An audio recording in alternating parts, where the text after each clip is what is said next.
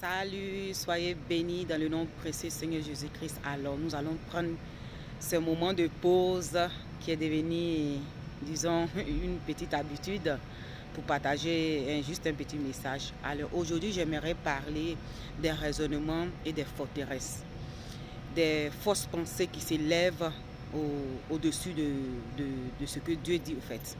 Et nous allons, pour parler de cela, nous allons prendre le verset qui se trouve dans 2 Corinthiens 10, à partir de 3 à suivre, qui dit: si nous marchons selon la chair, nous ne combattons pas selon la chair. Car les armes avec lesquelles nous combattons, elles ne sont pas charnelles. Elles sont puissantes par la vertu de Dieu pour renverser des forteresses.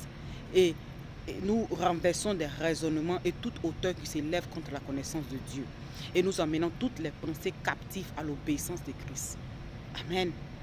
Alors, d'abord, nous vivons dans la chair, mais nous ne marchons pas selon la chair, parce que nous marchons selon l'esprit. Amen. Nous marchons selon la vision de l'esprit.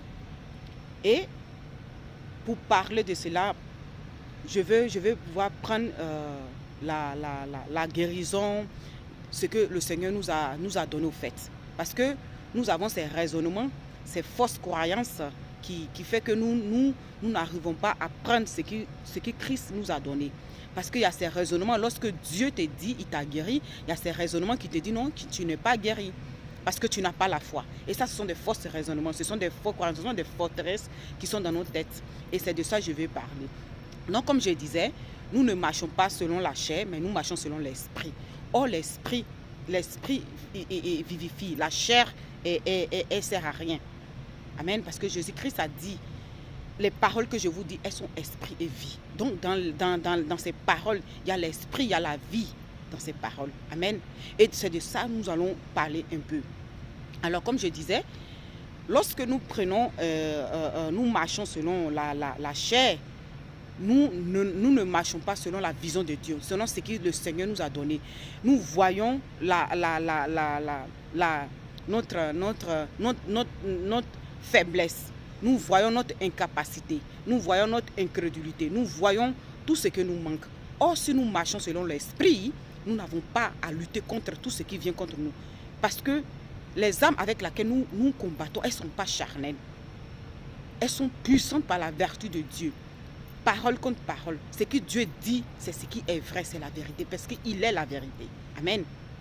Et tout raisonnement qui va venir te dire tu n'as pas reçu ta guérison, tu ne peux pas être guéri parce que tu es un pécheur, tu as fait ceci, tu ne pourras pas être guéri, tu ne pourras pas avoir ça. Ce sont des mensonges, ce sont des forteresses, ce sont des fausses croyances que nous avons acquis depuis notre naissance, depuis notre enfance, qui fait que ça ne nous permet pas de pouvoir absorber ce qui vraiment Christ a fait pour nous et recevoir la guérison et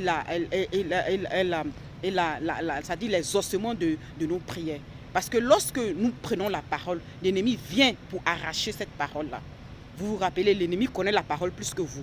Mais vous devez être ferme, vous devez être sûr, vous devez être sûr de ce que vous êtes, votre identité en Christ. Quand il vient, Jésus dit, le diable vient. Il vient, il n'a rien en moi, il se retourne. Parce qu'il n'a rien en Christ.